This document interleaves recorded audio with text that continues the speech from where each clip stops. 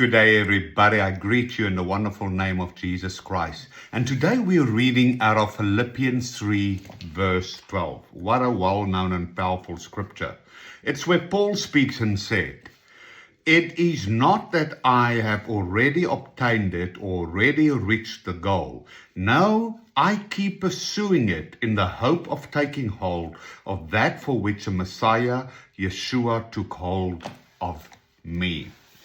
You see, this is all about a Christian life. It's a journey, a lifelong journey towards the fullness of oneness, of the fullness of theosis, participation with God.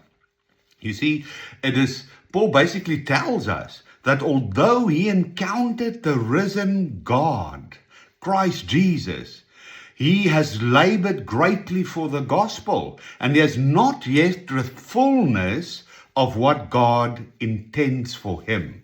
Instead, he continues to pursue Christ with humility, hope, and perseverance.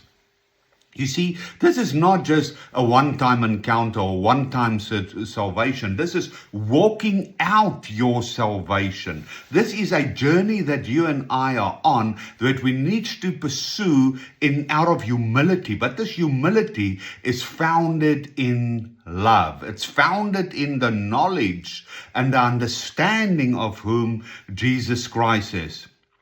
And this is where we need to realize we have not achieved everything. When we got saved, on the day that we committed ourselves, we are not finished, because our purpose is to reveal the fullness of God. Our purpose is to come to this place where we are in perfect harmony with Him, that we are walking and participating in the life of Jesus Christ.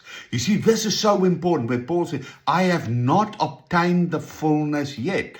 Obtaining the fullness basically means that you are living and manifesting and revealing Christ in the fullness, as in His character, His nature, and in His image, which none of us are doing. So we in this eternal journey.